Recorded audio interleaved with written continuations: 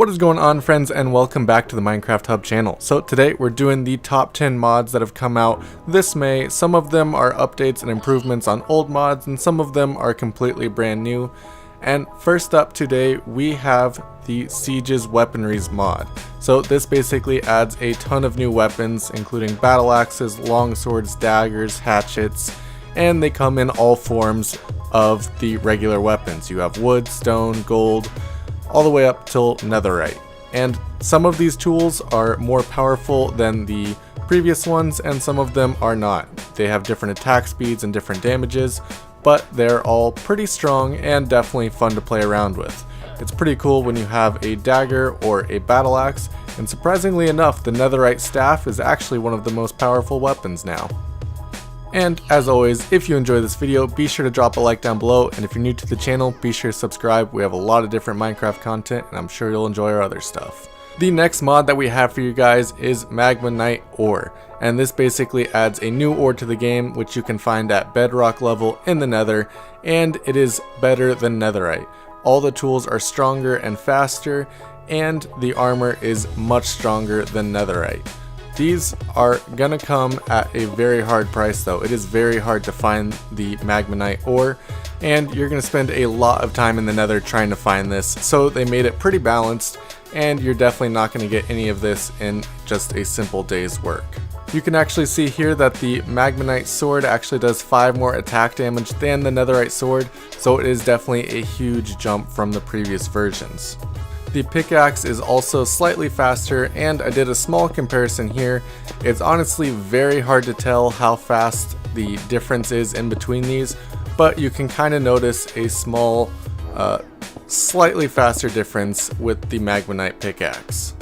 Is that small difference worth going through all the effort to find it? I'm not really too sure, but it's definitely a good feature to have in the game if you're just trying to find something new to do and accomplish.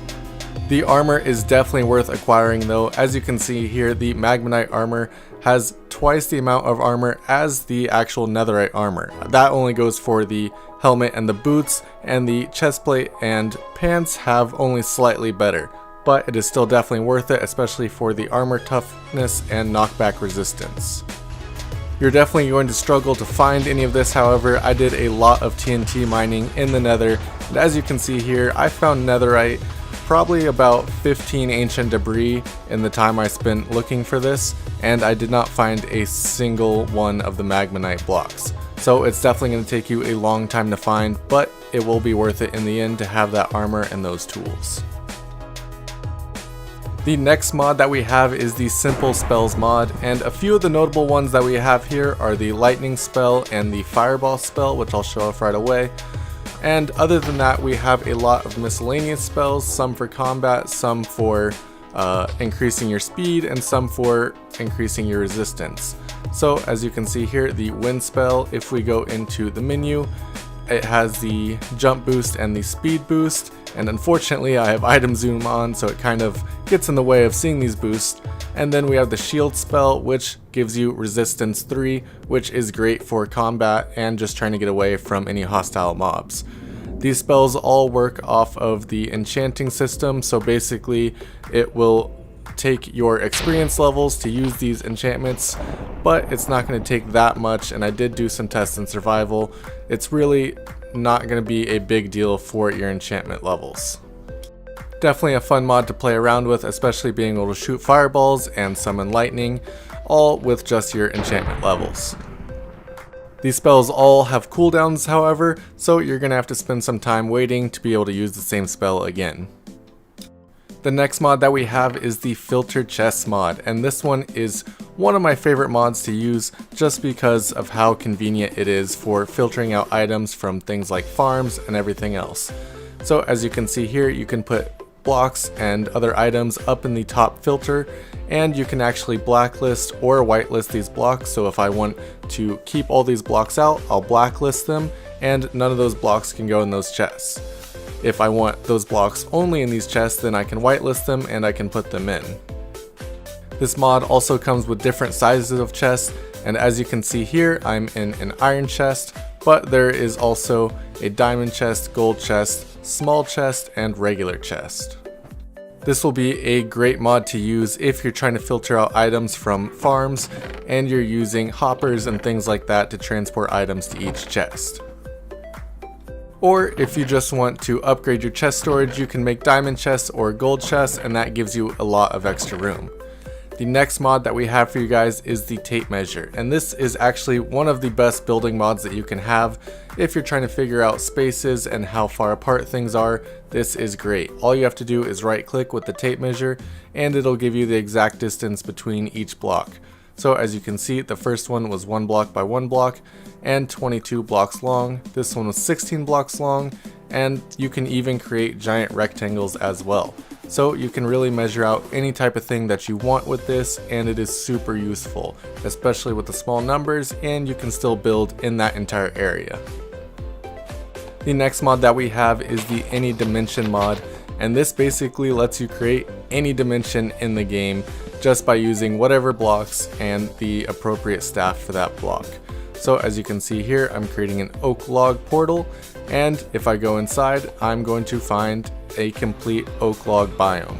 So this is just going to be filled with oak, and as you can see, there's some gas and some endermen, so it's not going to be the safest biome to go to, but it does have a lot of wood if you're in need of that. You can really use any block in the game, so if you want to go to an iron dimension, all you have to do is use some iron blocks or some iron ore blocks and go to those dimensions.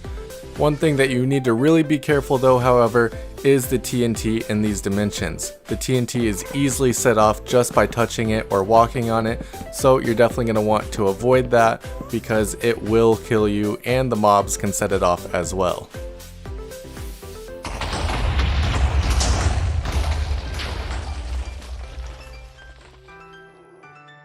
Next up, we have the Steve Golem mod, and the Steve Golem can be tamed with bread and he will follow you around and protect you.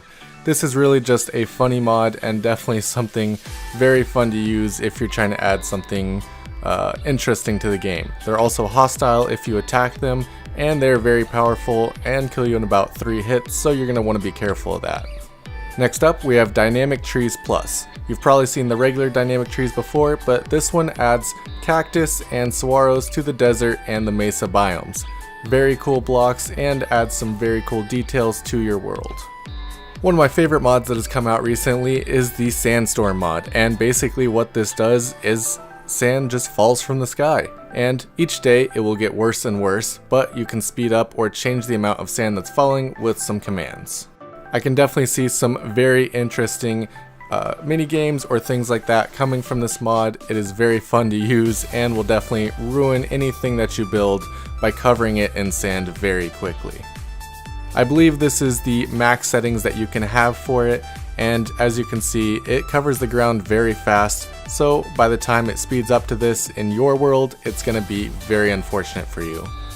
And for our final mod, we have the Eternal Nights mod, and as you can see, I just spawned into this world and it's already nighttime. That's because it will never be daytime when you're using this mod.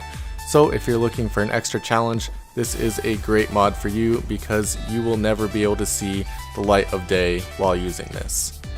Even if you try to use commands, it's not going to work. It's going to stay nighttime forever.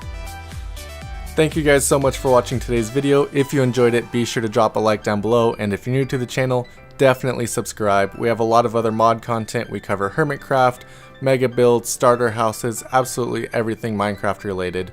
So I'll see you next time. Oh, P.S. all the mod links are in the description down below.